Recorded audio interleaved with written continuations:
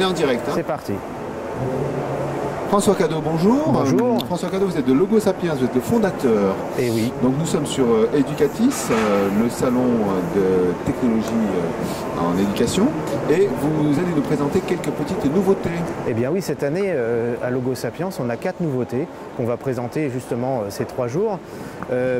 La première nouveauté, c'est pour nous l'année de Microsoft, puisqu'on avait travaillé sur l'appli Apple, on avait travaillé sur l'appli Android et maintenant on a travaillé sur l'application Windows.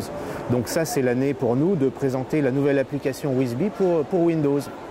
Et également, on a travaillé sur une console pour les DSI, pour les gestionnaires de parcs dans les conseils généraux notamment, pour les collèges connectés, ce qui leur permet directement de leur bureau de pouvoir gérer l'ensemble du parc de tablettes, quels que soient les établissements qui sont installés.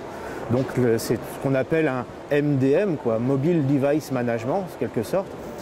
On a d'autres nouveautés et parmi elles, la nouvelle box WIZBI. Chaque année, on a une nouvelle box WIZBI. Alors cette année, elle est blanche. L'année dernière, elle était rose, donc cette année, elle est blanche. Elle a pour avantage notamment d'être ultra mobile, c'est-à-dire qu'on a une batterie sur la box qui lui permet en fait d'être autonome et de fonctionner 4 heures sans avoir à être chargé.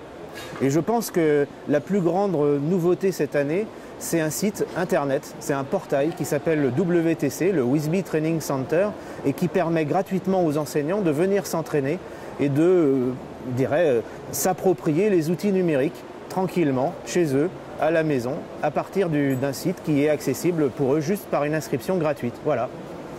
Ok, bien, merci François. On voit que WIZBI est en pleine maturité des développements. Vous êtes installé dans quel type d'établissement à ce jour? Alors aujourd'hui, on a installé notamment des collèges dans le cadre du plan numérique et du Carmo en fait. On doit en avoir fait une vingtaine aujourd'hui. Et puis on a aussi des écoles primaires qui sont installées notamment à Fort-de-France. On a installé un grand nombre d'écoles primaires à Fort-de-France. En gros, on a dû aussi, gérer à peu près 10 000 tablettes l'année dernière, 10 000 nouvelles installations. On commence aussi à faire les lycées. Voilà, ça c'est une nouveauté, les lycées. Voilà.